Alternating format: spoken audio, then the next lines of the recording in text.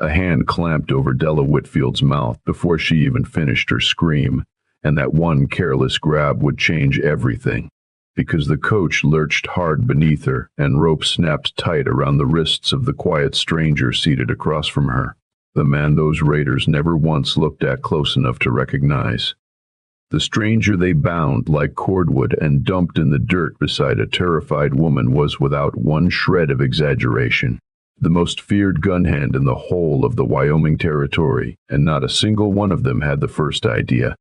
Neither of them, not Della and not the 7 armed men who just stopped that stage, understood yet what they'd actually done. They thought they'd taken a frightened woman and a worthless nobody. What they'd actually done, though neither would call it plain for hours yet, was chain themselves to a reckoning that would cost them everything and hand-deliver themselves straight into it. Now, before I ride any further into this one, let me say hello proper, my friend. I hope the coffee's hot wherever you're sitting tonight, and I hope you've got a few quiet minutes to spare, because this is one of those stories that starts ugly and takes its sweet time paying it back. Her name was Della Whitfield, 24 years old, and the man roped beside her in that stagecoach went by Wade out on the trail, though that wasn't the only name folks in 3 territories had for him, not by a long stretch. This happened in the summer of 1886, out on the flats near Sweetwater, Wyoming Territory, a stretch of country where the grass ran gold to the horizon, and trouble had a way of finding travelers who let their guard down even for an afternoon. If you're new round this fire, welcome, and if you've ridden with me before, you know how I like to do this. Hit that subscribe button before we go any further, settle in, and drop me a line down in the comments telling me where in the world you're listening from tonight and what time it is where you're sitting, because I do love knowing who's riding along with an old storyteller like me. Now let's go back to a hot afternoon on the Sweetwater Road, when 7 armed men made the worst mistake of their miserable lives and didn't even know it yet. The Sweetwater stage ran twice a week that summer, cutting a dusty line between the mining camps up in the hills and the rail depot 2 days south. And on the day this story starts, it carried exactly 4 passengers, a driver, and a guard riding shotgun who'd law his whole career on the promise that nothing ever happened on this stretch of road. He was wrong that day, and he'd pay for being wrong before the hour was out. Though I won't dwell too long on that part, because this isn't a story about the men who died first. It's a story about the woman who refused to be broken and the man nobody bothered to really look at.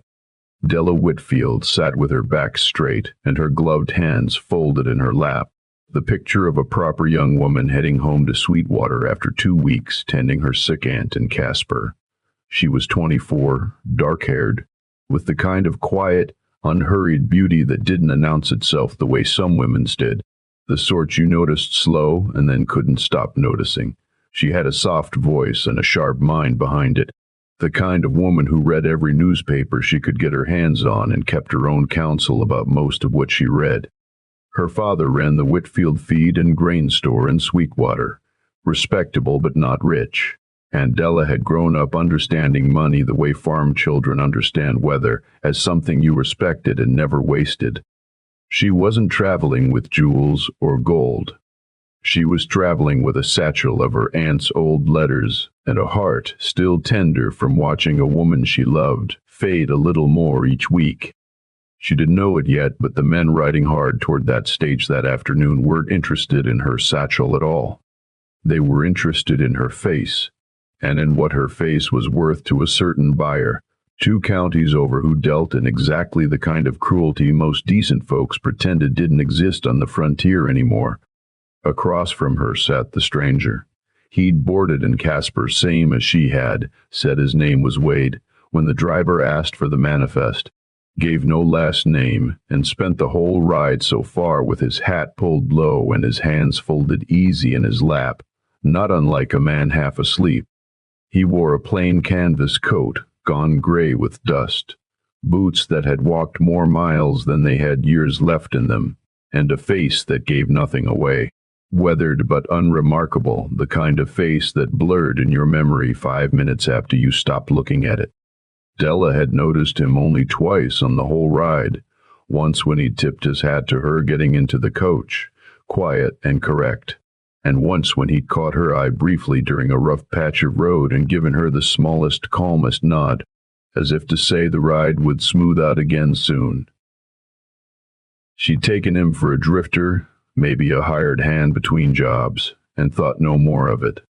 That misjudgment would turn out to be the least dangerous one made that day, because at least Della's cost her nothing. The men on the ridge above the road were about to make the same mistake with considerably higher stakes attached. Those men are worth naming, my friend, because the wolves in a story like this one are never interchangeable, and these particular wolves each carried their own particular rot. Their leader called himself Silas Boone, a broad-shouldered man with a beard gone prematurely gray and a taste for laudanum. He fed with whatever money came easiest, which was most of why he'd turned to raiding stage lines instead of honest ranch work.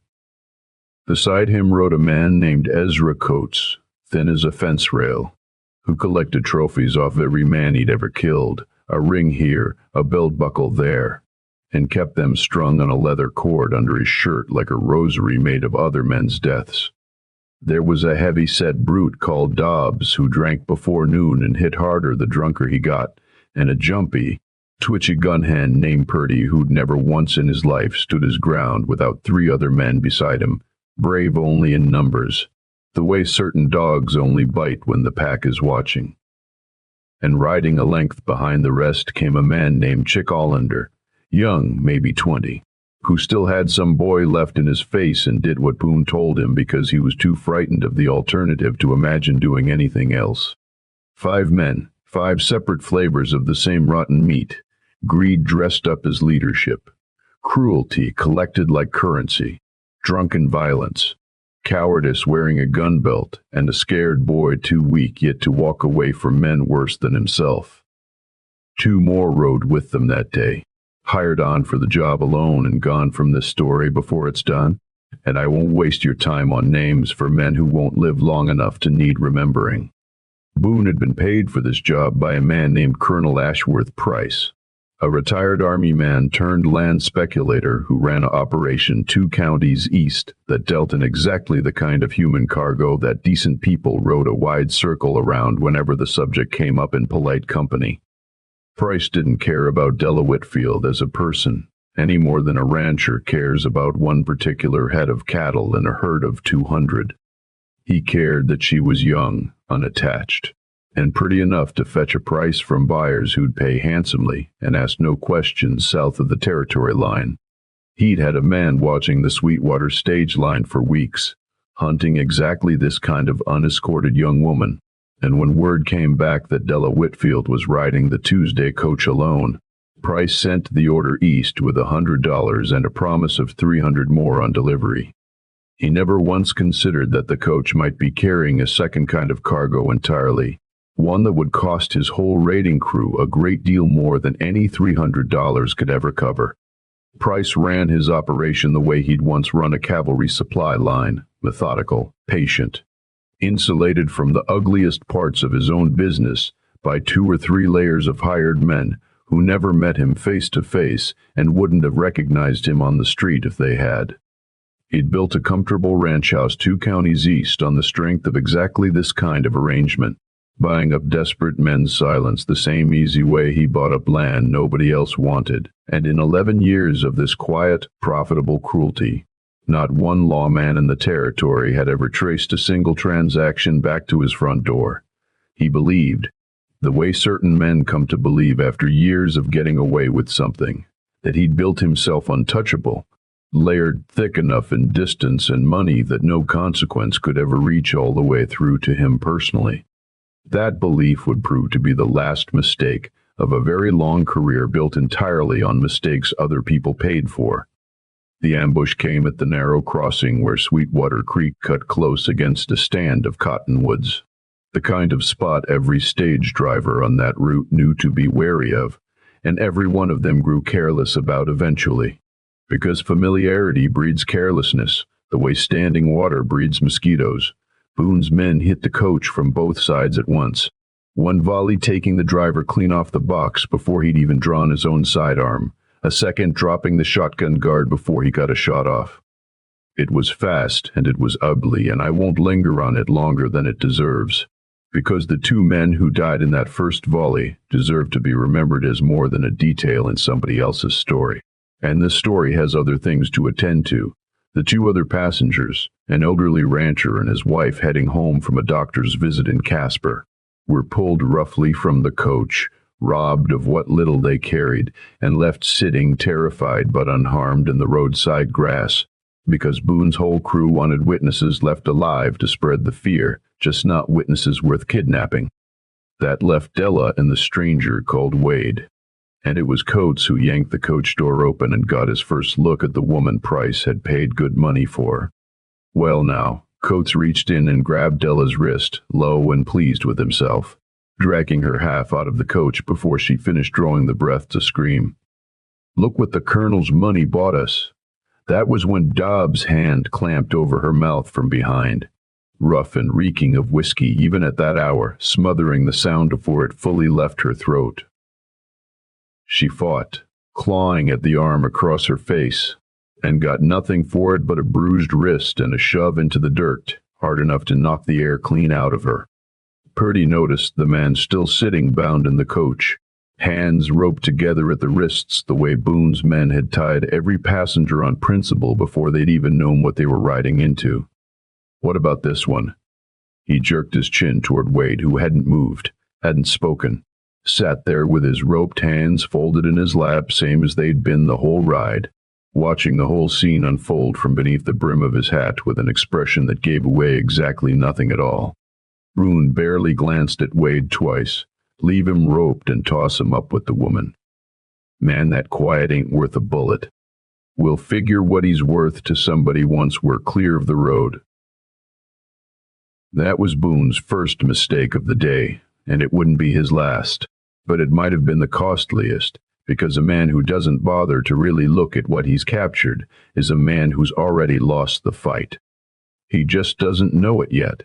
They hauled Della and Wade both up onto two of the spare horses the raiders had brought along for exactly this purpose, wrists bound in front of them, and rode hard away from the smoking ruin of the coach and the terrified old couple left sitting in the grass behind them. Della rode with her jaw clenched and her mind racing, cataloging everything she could about the men around her the way her father had once taught her to catalog livestock at auction, looking for the weak point in every animal before you ever tried to move it. Boone drank from a flask too often for a man supposedly leading a careful operation. Coates fingered that grim necklace of trophies under his shirt like it soothed him. Dobbs was already unsteady in the saddle from whatever he'd had before noon. Purdy's eyes never stopped moving, jumpy as a cornered cat, brave only because the others were near. And the boy, Allender, wouldn't meet her eyes at all, which told her something too, though she wasn't sure yet what to make of it. She glanced once at the silent man riding beside her, the one they'd called Wade, and found him watching the terrain around them with a stillness that struck her as strange for a man who'd just been kidnapped alongside her. He wasn't panicked. He wasn't pleading. He rode with the easy balance of a man used to horses beneath him in far worse circumstances than this one. And when their eyes met for half a second, he gave her the smallest shake of his head, so small she wondered if she'd imagined it, but she understood it plain enough anyway. Wait, not yet. That was all it said. And somehow, without knowing a single true thing about him yet, she believed it. They rode 2 hours into broken country, up past the last stands of cottonwood and into a rocky basin where Boone's crew kept a camp built around an old line shack left over from some rancher's failed claim years back. Walls half fallen in, but a roof enough to keep the wind off. It was there, in the deepening gold of late afternoon, that the true shape of the day's cruelty started to show itself plain. Boone had Della hauled off her horse and marched toward the shack, rope still binding her wrists, and it was there, in front of the whole crew, that he laid out exactly what he'd sold her for, loud enough for his men to hear and take pride in, the way a man announces good fortune he once witnessed. "Colonel Price pays $300 on delivery. You're worth more to him, pretty and unmarked, So nobody's going to touch you rough if you don't give us cause, but you understand plain, girl. You belong to us now until we hand you off. And there ain't a soul on this whole stretch of territory coming to save you." Della kept her chin up despite the fear roaring through her chest, loud as a river in flood, because some instinct told her that showing these men her terror would only feed whatever hunger had brought them here in the first place. "My father will send men looking," she managed, her voice steadier than she felt. Coates let out a dry, ugly laugh. "Your father can send the whole Wyoming militia, sweetheart. Won't matter none, by the time anybody figures which direction you rode off in. You'll be 2 territories gone and sold twice over. The easy confidence in it. The confidence of a man who done this kind of work before and never once paid a price for it. Told Della exactly how many other women had ridden this same route into this same nightmare before her. They shoved her into the ruined line shack and roped her to a support post inside. Dobbs, reeking worse of whiskey with every passing hour, shoved Wade in after her, tossing him down against the far wall like a sack of grain nobody had bothered to weigh. Boone posted Purdy at the door with a short list of instructions. "Keep an eye on the drifter. Man's probably worth something, too. Somebody'll want a strong back for mine work if nothing else. But if he so much as looks at that woman wrong, put a bullet in him and don't ask me first." Purdy took up his post at the doorway, rifle across his knees, and for a good while after the door swung shut, neither Della nor Wade said a word. The shack held the smell of old dust and older rot. One shaft of dying sunlight cutting through a gap in the roof boards, and Della sat with her back against the post they'd tied her to, watching the silent man across from her with a wary, exhausted kind of curiosity. "You've hardly said 10 words since Casper." She kept her voice below whatever Purdy could hear through the door. "Aren't you frightened at all?" Wade stayed quiet a moment longer, testing the rope at his own wrists with a small, unhurried motion that Della almost missed entirely. "Being quiet and being frightened aren't the same thing, ma'am. I found it's usually smarter to watch than to talk, especially around men who mistake talking for weakness." His voice stayed low and even, the same tone he might have used discussing weather. "You don't sound like a drifter." "I've been called worse things than a drifter."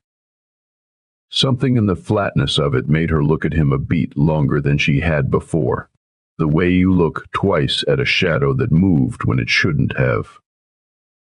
"Don't mistake my quiet for surrender, Miss Whitfield.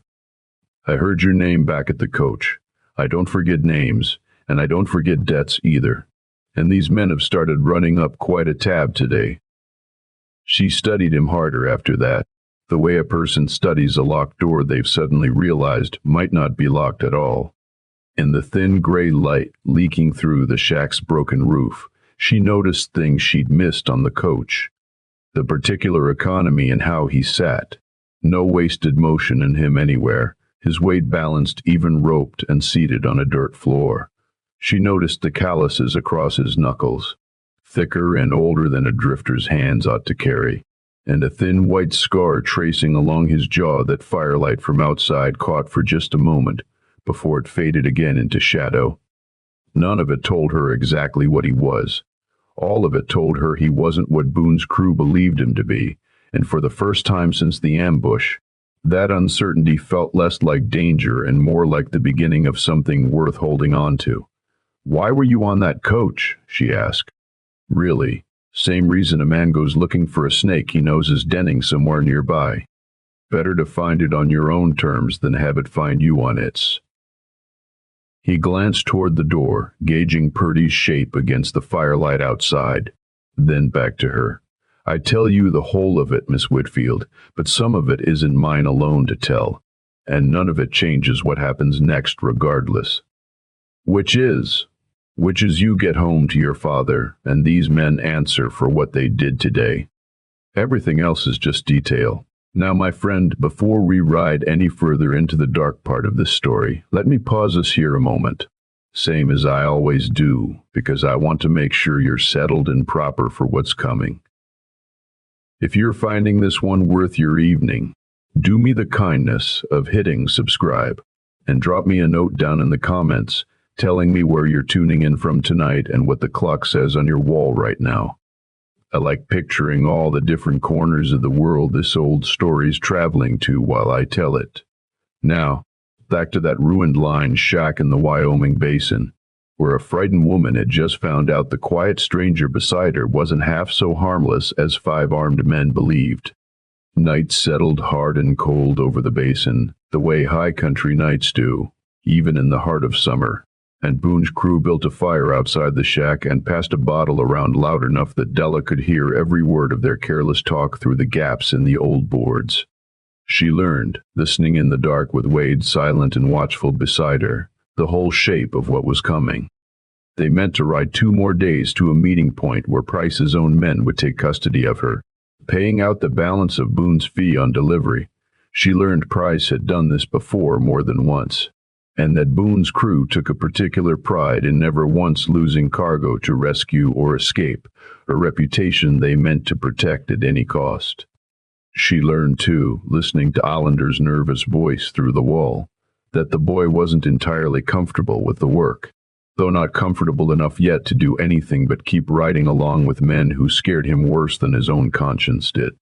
Della used the waiting to do the only thing left to her, which was think, and thinking clearly turned out to be its own kind of weapon. She'd grown up watching her father weigh a buyer's word against his handshake at the feed store counter, learning early that most men gave themselves away in small ticks long before they gave themselves away in words. Boone gave himself away in how often he checked the eastern ridge, worried about a posse that wasn't coming. Dobbs gave himself away in how his hands shook worse the longer the bottle sat empty. Coates never once raised his voice, which frightened her more than any of the others shouting, because a man that controlled around this much cruelty had made peace with it a long time ago. She catalogued all of it the way her father catalogued cattle, without letting a flicker of the effort show on her face, because showing fear to men like these only fed whatever hunger had brought them out here in the first place, and she'd sworn to herself somewhere around sundown that she would not feed it. Not once, not even at the very end. She thought, too, of her aunt back in Casper, thin and fading in that narrow bed, and found some strange comfort in the memory even here, because her aunt had buried a husband and 2 sons to the same unforgiving country and had still gotten up every single morning to tend her garden like the frost hadn't taken everything from her twice already. That was the kind of woman Della came from, stubborn against the evidence, and she decided somewhere in that cold, dark shack that she intended to survive this, the same stubborn way, evidence or no evidence. It was near midnight, with most of the fire gone to embers and Purdy nodding at his post outside the door, when Wade finally spoke again. So quiet Della had to lean close to catch it. I need you to listen careful, and I need you not to react in any way that shows on your face. Can you do that for me? She nodded, holding herself very still. When this starts, and it will start soon, I need you down low and away from the doorway. Whatever you hear, however loud it gets, you stay down until I say your name. Do you understand? Who are you? There was less fear in it now than there had been hours before, replaced by something sharper, something closer to hope than she'd have thought possible a few hours back. Somebody these men shouldn't have roped up and thrown in a corner. For just a moment, in the thin moonlight cutting through the broken roof, she saw something in his eyes that hadn't been there in the coach, a stillness that wasn't calm so much as it was readiness. Coiled tight and patient as a held breath, he'd been working the rope at his wrists the whole time they'd been sitting in that shack. Not with panic, but with the slow, deliberate patience of a man who'd freed himself from worse binds than hemp rope tied by careless hands. And Della realized, watching him now, that his wrists had likely come loose hours ago, and he'd simply been waiting, the way a man waits when he knows the value of choosing his own moment instead of being rushed into somebody else's. How long have you been free? She breathed. Long enough. Waiting's a skill, same as shooting is. Most men never learn it, because most men can't stand their own company in the quiet. He flexed one hand slow, testing it, then went still again. Boone's the kind who needs an audience for his cruelty. That means he won't do anything permanent to you tonight, not with only his own men watching and nothing to prove. Tomorrow, once we're closer to whoever he's selling you to, that changes. So tonight's when we go. What none of Boone's crew understood, what none of them had bothered to learn in all their careless talk around that fire, was exactly who they'd roped up and thrown into a corner like spoiled cargo. His name wasn't only Wade. The Wade was the name he answered to most days now, out past the Bighorns, in bunkhouses and saloons from the Potter River country clear down into Colorado. Men told stories in low voices about a gunslinger nobody could properly describe, because nobody who'd seen him work ever got the chance to describe him twice. Some called him the Quiet Reckoning. Some just called him Thorn, though that wasn't quite right either. A half-remembered fragment of a name attached to a man who'd made damn sure, for reasons that ran deep and old, that no full and certain description of him existed anywhere. A bounty hunter or a grudge holder could find it. 6 years back, Wade had been a different man entirely, a rancher with a wife named Constance and a little spread outside Buffalo. Quiet years he still thought about most nights before sleep took him. He remembered those years the way a man remembers a country he can never travel back to, not because the roads are closed, but because the person who lived there doesn't exist anymore. Constance had grown up on that same stretch of land, daughter of a homesteader who died breaking it, and she'd taught Wade things about patience and about building something slow that he'd carried with him every day since, whether he wanted to or not. They'd had 4 good years together, a cabin raised board by board with their own hands, a garden she was prouder of than she ever let on, and a quiet understanding between them that the life they were building mattered more than any name either of them carried before it. A land baron named Halloway Reed had wanted that particular stretch of water rights for a cattle operation he was building 3 ranches wide, and when Wade refused to sell at any price Reed offered, Reed's hired guns came in the night and burned the spread to the ground to make an example. Other water rights holders in the valley would understand, without needing it explained twice. Constance died in that fire trying to save the horses, refusing to leave animals she'd raised from foals to burn alive in a barn that wasn't going to be saved regardless. Wade had been 2 ridges over that night, delivering a mare to a neighboring rancher, and he'd ridden back into a wall of orange light and a grief that never fully drained out of a man afterward, not in 6 years, not likely ever. He'd spent the better part of a year afterward finding every man responsible for that fire and closing that particular ledger permanently. One name at a time, methodical and without mercy. Because mercy was a thing he'd buried in the ashes alongside Constance and hadn't yet found a way to dig back up. Reed himself he'd left for last, and what happened between them out past the Bighorns that final night was a story Wade didn't tell anyone, not even the few people who'd earned enough trust to ask. After that, he'd stopped being a rancher and started being something the territory didn't quite have a proper word for. A man who drifted between towns doing quiet work for people. Cruelty had run out of other options. Never taking payment beyond what covered a meal and a horse, never staying long enough anywhere to be recognized twice. He rode the Sweetwater stage that day for reasons of his own, tracking word of a land speculator's operation that dealt in exactly the kind of human cargo Boone's crew had just proven themselves willing to traffic. And fate, or maybe something closer to justice with a long memory, had put him in that coach seat across from Della Whitfield at exactly the hour she needed him most. The trouble came to a head faster than even Wade had planned for. Purdy, restless and bored at his post, decided somewhere past midnight that guarding a bound woman and a silent drifter was beneath the danger he figured he deserved credit for, and he stepped inside the shack to satisfy some cruel curiosity of his own, rifle loose in one hand, a leer already forming. Boone says not to touch the merchandise.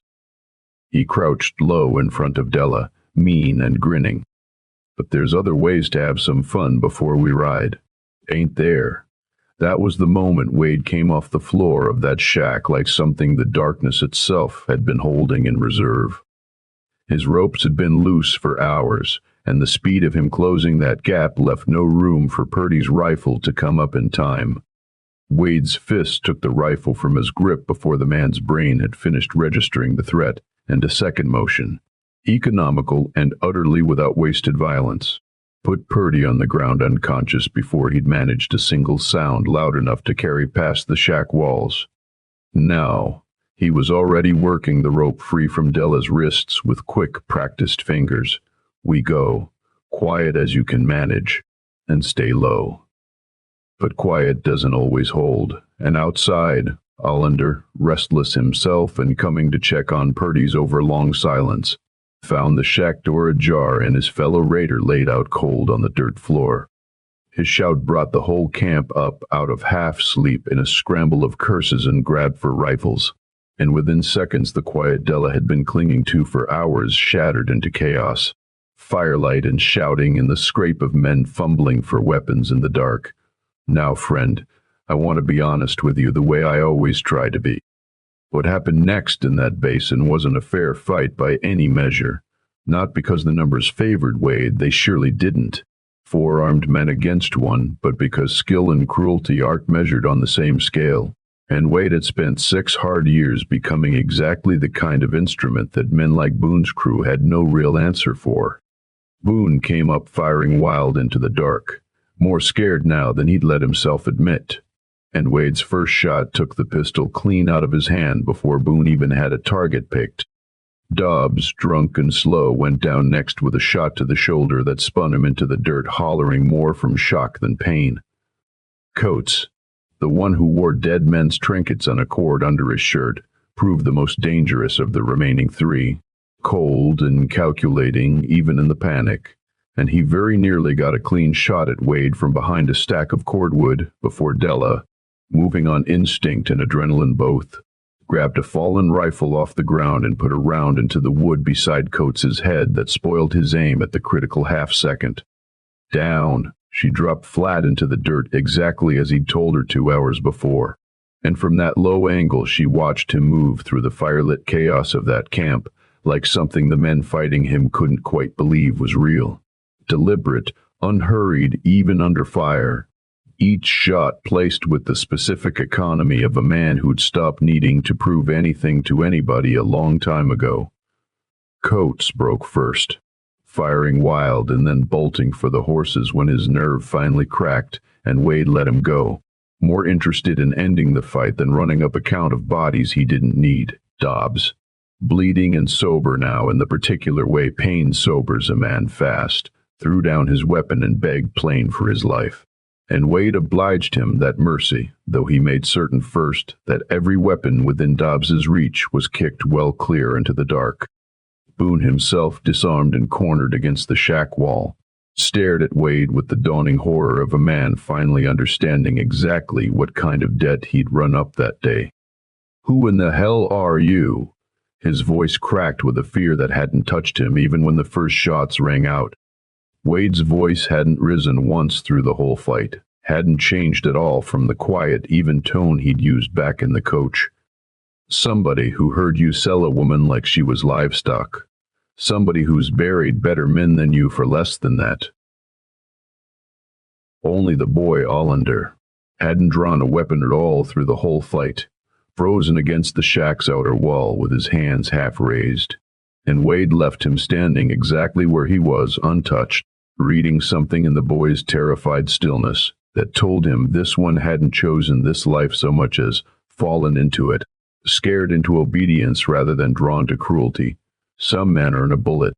Some men earn a second chance they haven't earned yet but might still grow into. Wade had learned the hard way over 6 years of this grim work, which was which, and he generally trusted that instinct. With the camp secured, Boone disarmed and weeping into the dirt, Dobbs bleeding but alive, and Allender shaking against the wall, too frightened to run, Wade turned back to where Della still knelt in the dirt with the fallen rifle steady in her hands, and something in his face, hard and flat through the whole fight, softened just slightly at the sight of her.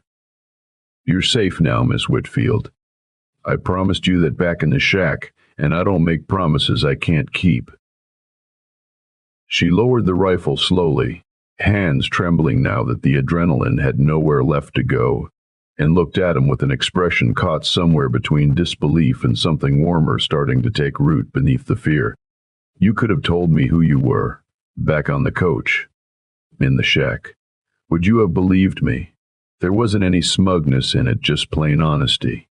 Sometimes it's safer for everybody if the quiet man in the corner stays exactly that, quiet, until the moment he's needed.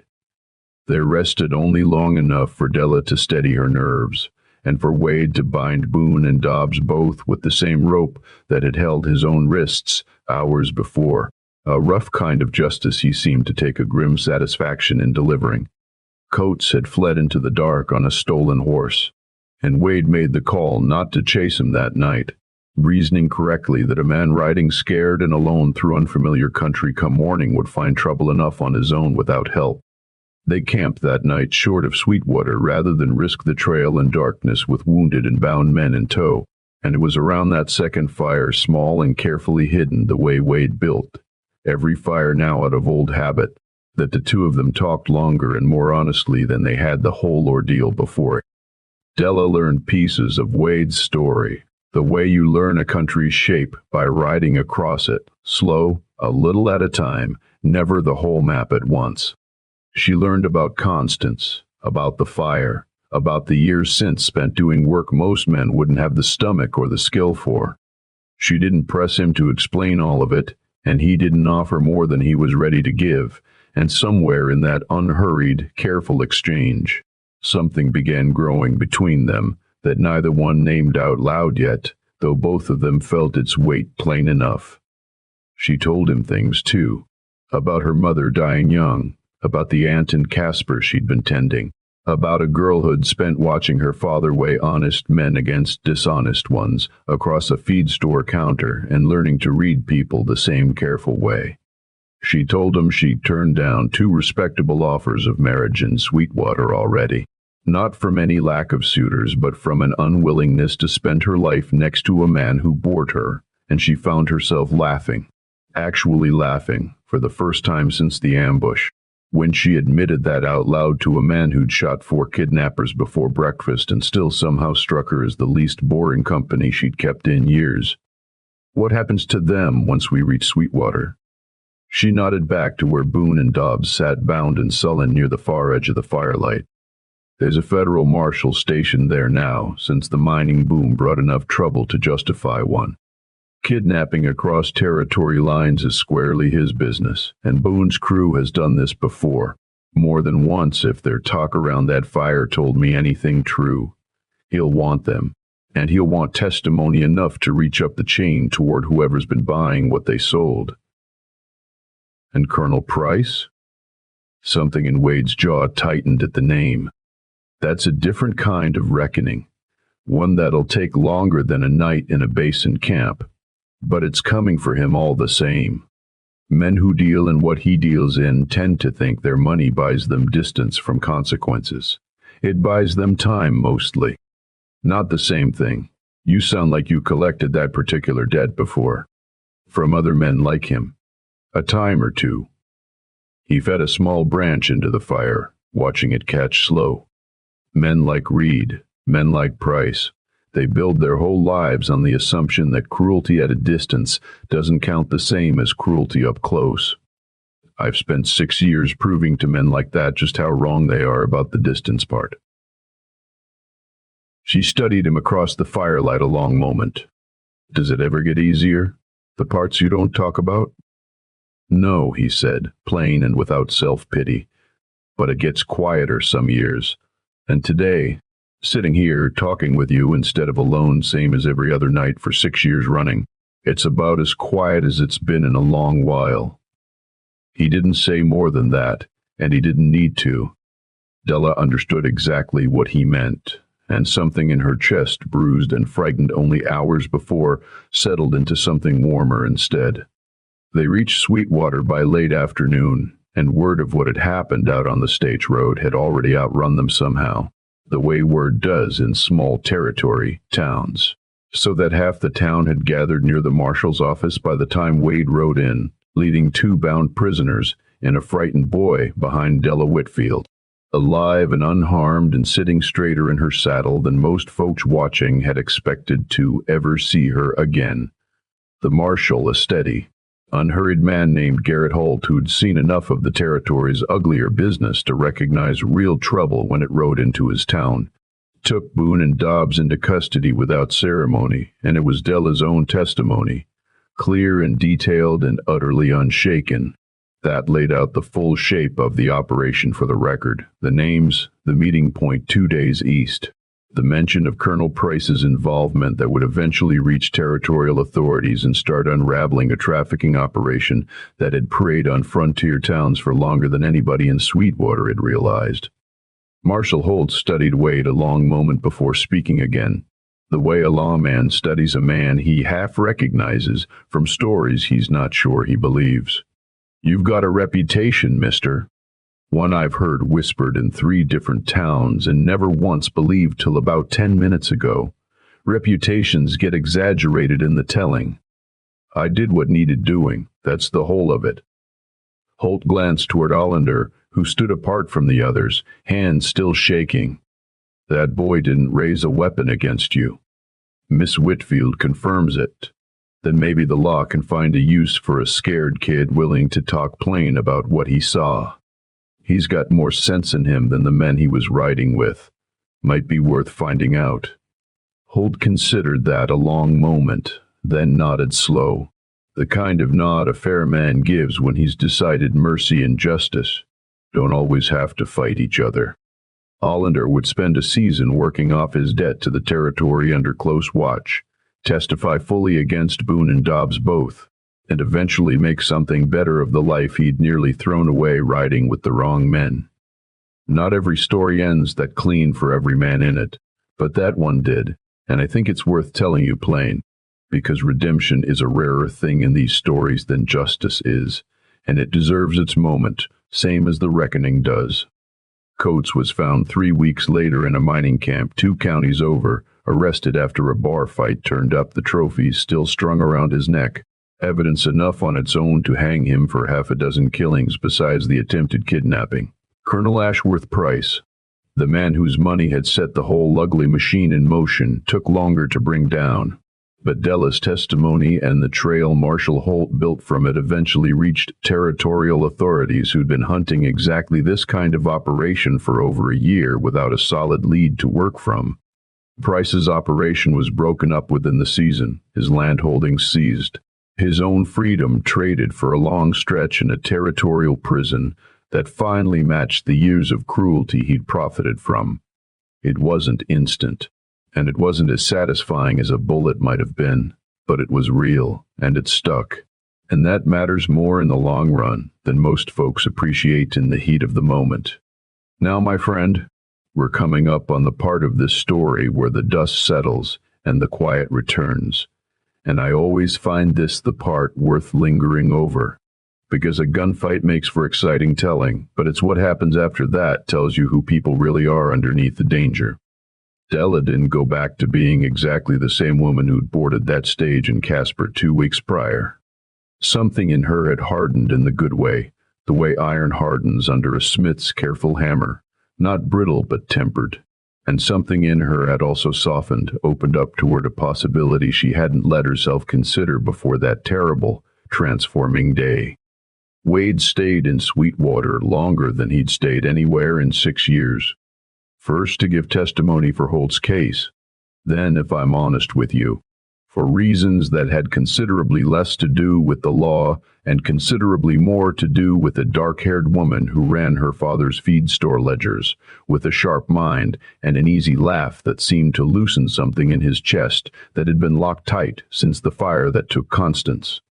He took work breaking horses for the ranches nearby, quiet, steady work that suited the man he was trying to become more than the man his reputation had made of him, and folks in Sweetwater, slowly, cautiously, began treating him like an ordinary neighbor instead of a whispered legend, which suited him just fine.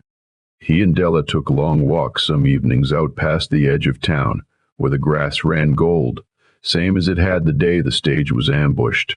though the memory of that day gentled with time into something closer to the start of a story than the whole of one. She asked him once, months later, whether he regretted the years he'd spent doing the grim work he'd done since Constance died. Some nights, every man carries weight from choices like that, and I won't pretend mine sits light. But I don't regret the good that came of it, and I surely don't regret being on that particular stage on that particular day. He looked at her plain when he said it. No flourish in the words at all, just the honest weight of a man who meant exactly what he said.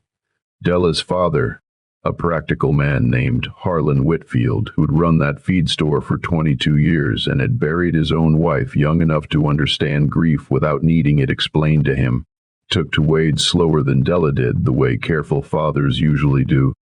He asked Wade plain, one evening, on the store's back porch with a lantern between them, whether a man who'd lived the years Wade had lived could ever really settle into an ordinary life, or whether the old reckoning would always come looking for him eventually, dragging trouble back to Della's doorstep along with it. I can't promise you it won't, Wade told him, honest in a way Harlan clearly hadn't expected and respected all the more for it. Men like Reed and Price leave enemies behind who sometimes go looking for the man who beat them. But I can promise you I'll meet whatever comes the same way I met it in that basin, between your daughter and whatever wants to hurt her, every single time, for as long as I'm able to stand. Harlan studied him a long while after that, weighing the answer the way he weighed every important thing in his life, slow and careful, and eventually he nodded once, satisfied. And that was the whole of it. He offered Wade steady work at the feed store not long after.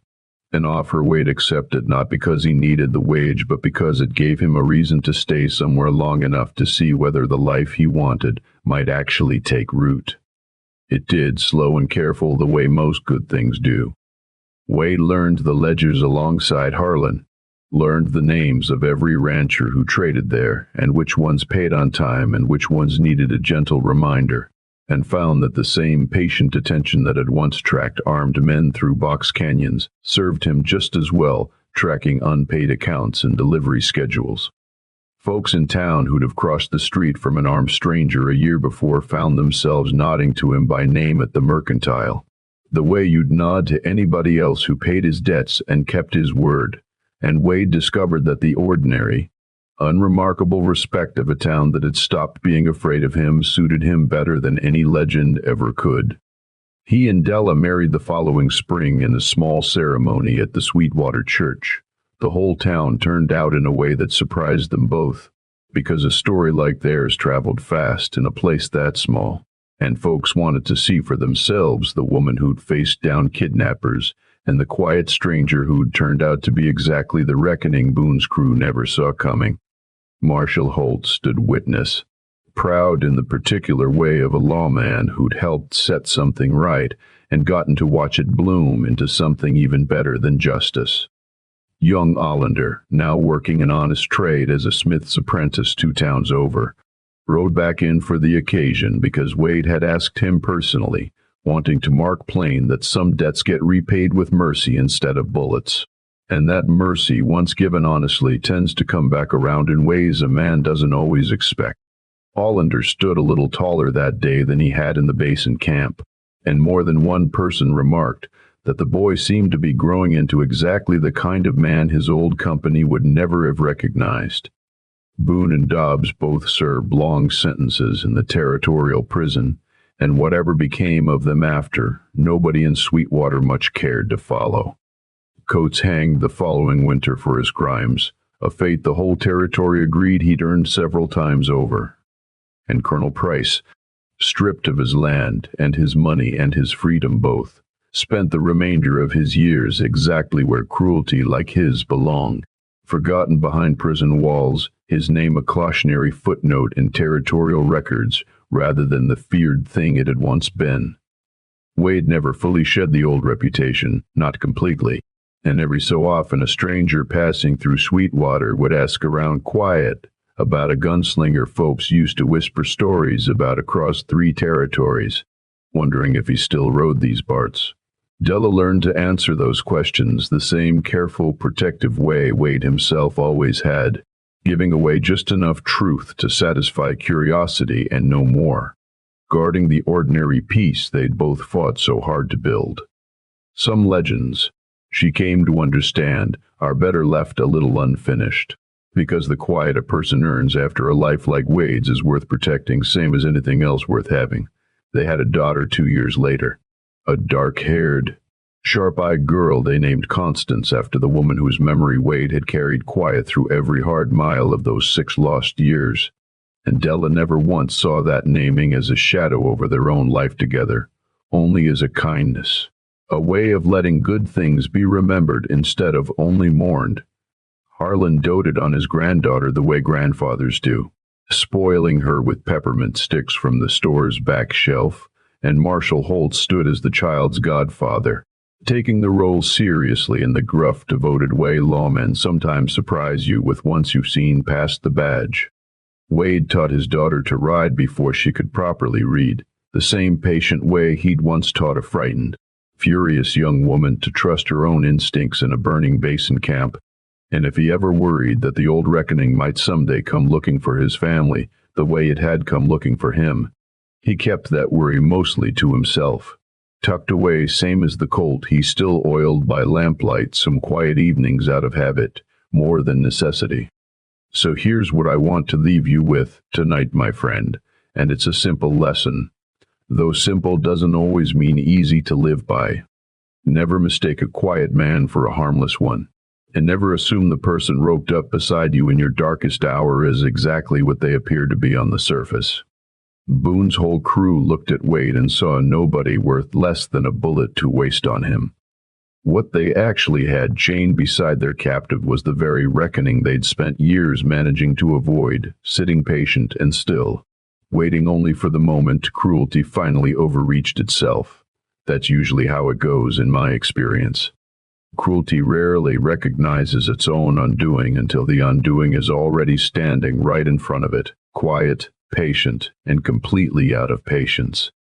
And maybe that's the truer lesson underneath the gun smoke and the danger, that the people who save us aren't always the ones who look like saviors walking in. Sometimes they're sitting right beside us the whole time, roped up in the very same trouble we're in, waiting on the one moment they can do the most good with it.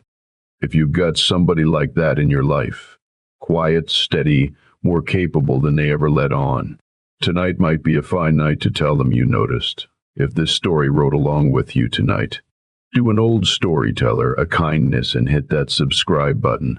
And tell me down in the comments where you're listening from and what time it is in your corner of the world tonight. It means more to me than you'd think, hearing from all the different places this fire reaches. Stay close for the next one, because next time we're riding down into a border town where a preacher's daughter goes missing during a Sunday social, and the drifter blamed for it turns out to be the only man in 3 counties willing to ride into hell itself to prove his innocence and bring her home. It's a story about faith and about the kind of man this territory misjudges most often, and you won't want to miss where it leads.